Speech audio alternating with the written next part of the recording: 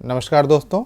आज 24 मार्च है और आज के द हिंदू में क्या और क्यों पढ़ें हम इसके लिए फिर से हाजिर हैं। आज जो पहली न्यूज़ है वो बहुत इम्पॉर्टेंट है, बहुत ही इम्पॉर्टेंट है। और ये एक ऐसी न्यूज़ है जो कि सरकार को इस तरीके के कदम उठाने ही चाहिए या इस तरीके के पेटेंट को रोकना चाहिए। जैसे बताता हूँ, India rejects J&J attempt to extend patent on TB drug.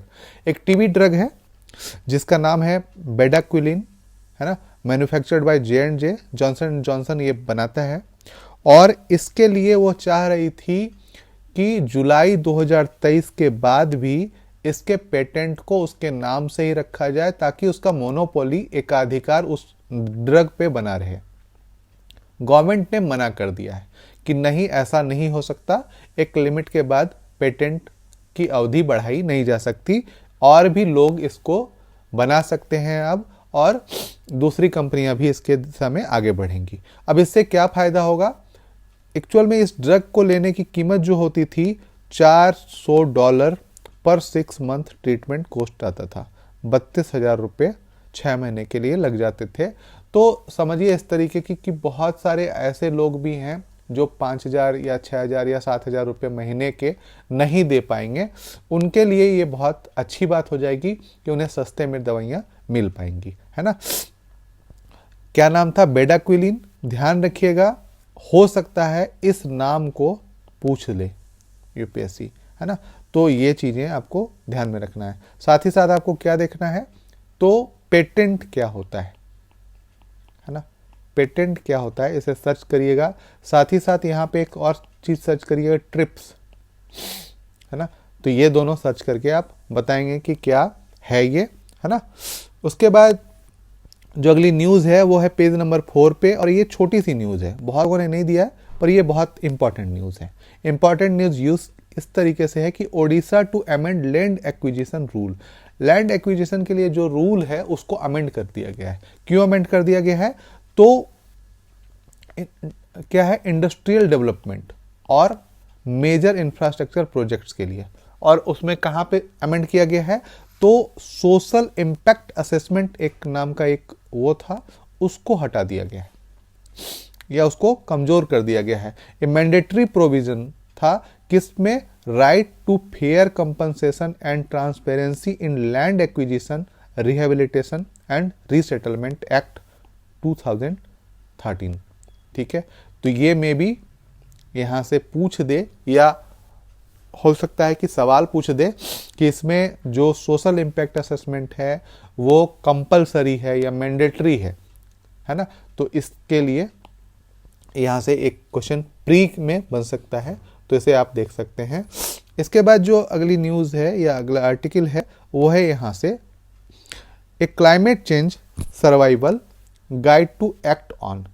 आपने कल ही मैंने बताया था कि आईपीसीसी ने एक सिंथेसिस रिपोर्ट जारी की है और उसी रिपोर्ट के बारे में बात की गई है यहाँ पे कि किस प्रकार से मानव रह पाएगा या मानव को सर्वाइवल के लिए क्या दिक्कतें आएंगी, इसी पे पूरी बात की गई है। तो आप इसे पढ़ लें, फिर बढ़िया हो जाएगा। इसके बाद जो अगली न्यूज़ है वो है, is India in the grip of stray dogs.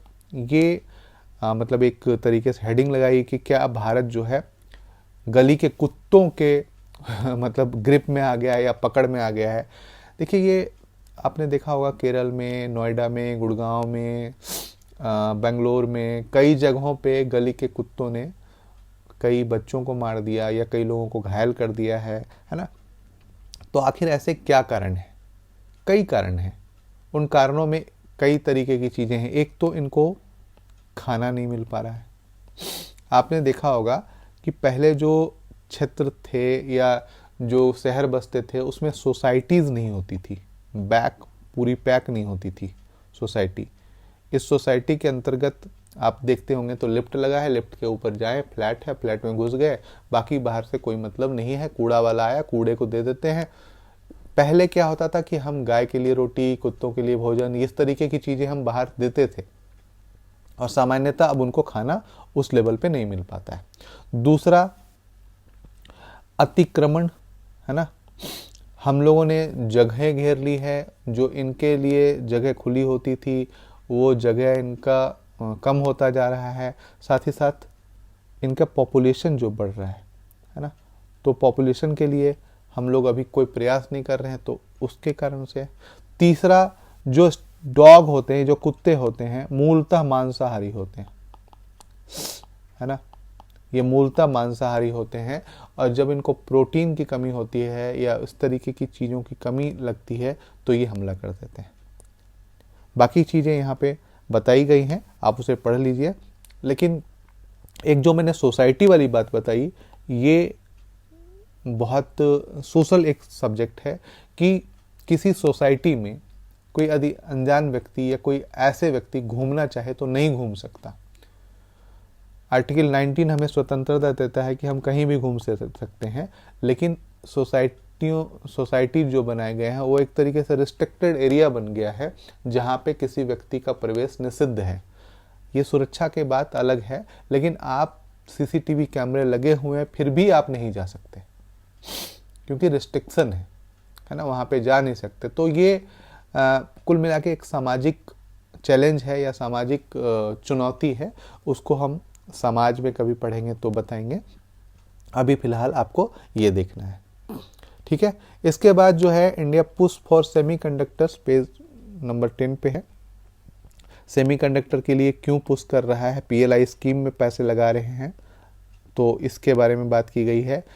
China पे निर्भरता जैसे कैसे कम करना है और इसके क्या प्रभाव होंगे, तो इसी पे पूरी बात की गई है, तो आप इसे पढ़ सकते हैं। साथ ही साथ सेमीकंडक्टर्स क्या होते हैं इसको आप जरूर देख लें, साइंस का पार्ट है, और मे भी यहाँ से क्वेश्चन एक पूछा जा सकता है ना। सेमीकंडक्टर्स क्या होते हैं, कंडक्टर्स क्या होते हैं, सुपर कंडक्टर क्या होते हैं, ये आप पढ़ लें तो बेहतर होगा, ठीक है।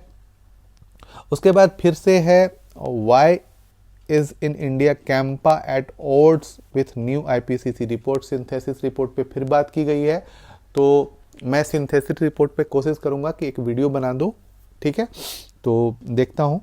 और उसी पे पूरी बात की गई है, भारत सरकार क्या कर रही है या भारत सरकार के क्या मतलब कौन से उपाय किए जा रहे हैं, उसी पे बात की गई है, तो आप इसे देख लेंगे। इसके बाद जो अगली न्यूज़ है वो है पेज नंबर 16 पे, है ना। GST appellate tribunal may be headed by A former supreme court जज। जीएसटी जो राज्य और केंद्र सरकार के बंटवारा होता है, यदि उनमें कुछ विवाद होता है, जाहिर सी बात है कि राज्य और संघ में जब विवाद होता है तो उसके अपील जो होती है वो सुप्रीम कोर्ट में ही होती है। तो जीएसटी का जो ट्रिब्यूनल बनाया जाएगा, अपीलेट ट्रिब्यूनल बनाएगा, उसका जो हेड होगा वो फॉर्मर एससी जज होगा। मे बी अभी इस पे नियम बनने बाकी हैं, तो आप इसे देख लीजिएगा।